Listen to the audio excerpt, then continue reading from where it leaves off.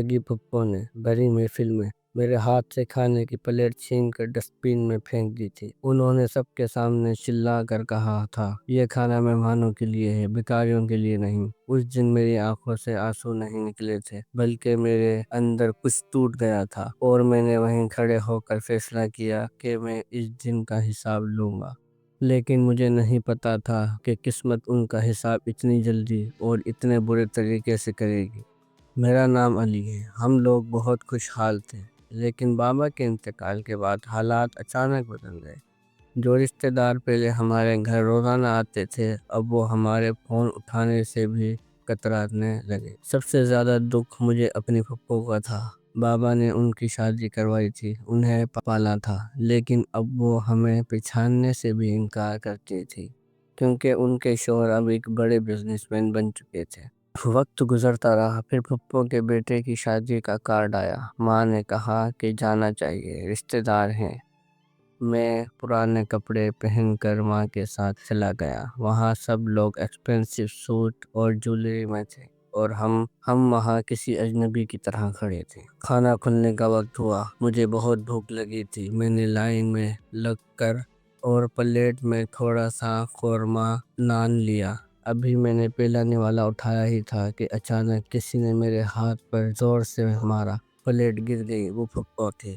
उन्होंने पूरे हाल के सामने चीख कर कहा, तुम्हारी हिम्मत कैसे हुई वीआईपी मेहमानों के खाने को हाथ लगाने की? जाकर वहाँ वर्कर्स के साथ खाओ।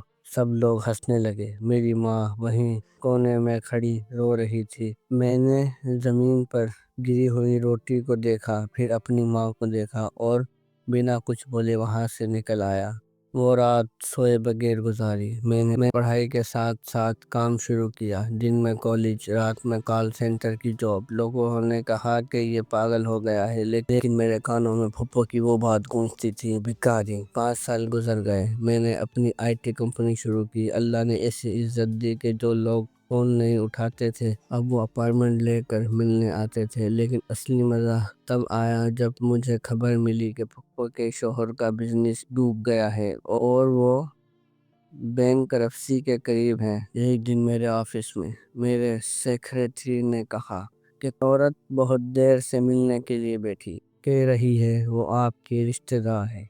मैंने कैमरे में देखा, वो पप्पो थी। चेहरे पर परेशानी, पुराने कपड़े। वो बिल्कुल वैसी लग रही थी जैसे 5 साल पहले मेरी माँ लगती थी। मैंने उन्हें अंदर बुलाया। वो मुझे देखकर दंग रह गई। उन्हें यकीन नहीं आ रहा था कि ये वही लड़का है जिसकी प्लेट उन्होंने फेंकी थी। उन्होंने रोते हुए कहा, बेटा हमारे घर बिकने वाला है, हमें 20 लाख की सख्त ज़रूरत है, पुरानी बातें भूल जाओ। मेरे पास मौका था। मैं भी उन्हें जलील करके निकाल सकता था। मैं भी सिक्योरिटी गार्ड को बुला सकता था। लेकिन मैंने दराज से चेक बुक निकाली, 20 लाख का चेक लिखा और उनके हाथ में थमा दिया। उन्होंने हैरानी से मुझे देखा। मैंने मुस्कुराते हुए कहा, पप्पो ये पैसे उधार नहीं हैं, रख लीजिए, क्योंकि मैं जानता हूँ कि भूख और बेइज्जती का दर्द कैसा होता है। मैं आपकी तरह नहीं हूँ। वो चेक लेकर सर झुकाकर चली गई। उस दिन मुझे लगा कि मेरा बदला पूरा हो गया,